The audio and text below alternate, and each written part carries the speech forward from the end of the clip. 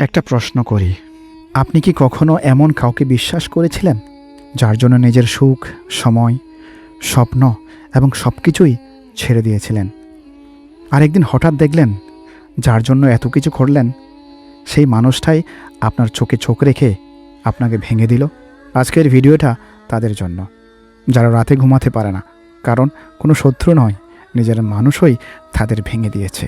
তাই শেষ পর্যন্ত ভিডিওটা দেখবেন, কারণ শেষের কয়েকটি মিনিট আমি এমন একটা সত্য বলবো যেটা জানলে হয়তো আপনি আর কখনোই বিশ্বাসঘাতকতার জন্য কাঁদবেন না।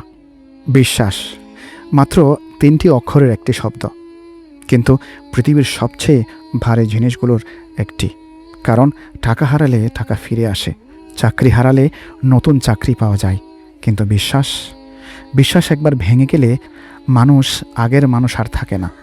মজার বিষয় হলো, মানুষ অপরিচিতের কারণে যতটা না কাঁদে তার চেয়ে অনেক বেশি কাঁদে পরিচিত মানুষের কারণে। যাকে নিজের মানুষ ভেবেছিলে সেই মানুষটাই যখন অপরিচিতের মতো আচরণ করে, তখন বুকের ভিতর এমন এক শূন্যতা তৈরি হয় যার কোনো শব্দ নেই। বিশ্বাসঘাতকতা কখনো হঠাৎ হয় না, এর শুরু হয় ছোট ছোট মিথ্যা দিয়ে, অযথা লুকিয়ে রাখা সত্য দিয়ে, অকারণ দূরত্ব দিয়ে, অপ্রয়োজনীয় ব্যস্ততা দিয়ে। তারপরে একদিন মানুষ বুঝতে পারে যে সম্পর্কটাকে সে বাঁচিয়ে রাখতে চাইছিল সেটা আসলে অনেক আগেই মারা গেছে। সবচেয়ে বড় কষ্ট কি জানেন? যে মানুষটা আপনাকে প্রতারণা করেছে সে নয়, বরং নিজের উপর রাগ হয়, ভাবতে থাকে আমি এত অন্ধ ছিলাম কেন, এত বিশ্বাস করলাম কেন, এতটা আপন ভাবলাম কেন। কিন্তু এখানেই একটা ভুল করি আমরা ভাবি বিশ্বাস করা ভুল ছিল। না, বিশ্বাস করা ভুল নয়, ভুল ছিল ভুল মানুষকে নিজের পৃথিবীর কেন্দ্র বানিয়ে ফেলা। কারণ একজন অসৎ মানুষের জন্য পুরো পৃথিবীটাকে সন্দেহ করা নিজের হৃদয়ের প্রতি অন্যায়। জীবনে 2 ধরনের মানুষ আসে, একদল আসে পাশে থাকার জন্য, আর একদল আসে শিক্ষা দিয়ে চলে যাওয়ার জন্য। যারা থেকে যায় তারা আপনার ভাগ্য, আর যারা চলে যায় তারা আপনার শিক্ষক। বিশ্বাসঘাতক মানুষ আপনার জীবন নষ্ট করতে আসেনি, সে এসেছে আপনাকে মানুষ চিনতে শেখাতে। মনে রাখবেন, যে মানুষ আপনার সরলতাকে দুর্বলতা ভাবে সে কখনো আপনার যোগ্য ছিল না। যে আপনার নীরবতাকে ভয় পায় না সে আপনার ভালোবাসারও মূল্য বোঝে না।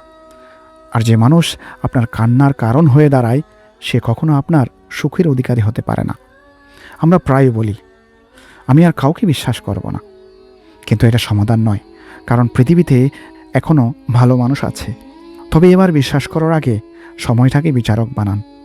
মানুষের কথাকে নয়, তার আচরণকে দেখুন। কারণ মুখের ভাষা অভিনয় করতে পারে, কিন্তু দীর্ঘদিনের আচরণ কখনো অভিনয় করতে পারে না। জীবনের সবচেয়ে সুন্দর প্রতিশোধ কি জানেন? ঘৃণা নয়, অভিশাপ নয়, বরং নিজের জীবনকে এত সুন্দর করে তোলা যাতে একদিন সে মানুষটা বুঝতে পারে সে কাকে হারিয়েছে। আপনি যদি আজ ভেঙে থাকেন তাহলে একটু মনে রাখবেন, কাঁচ ভাঙলে টুকরো হয়, কিন্তু মানুষ ভাঙলে অনেক সময় আরও শক্ত হয়ে ফিরে আসে।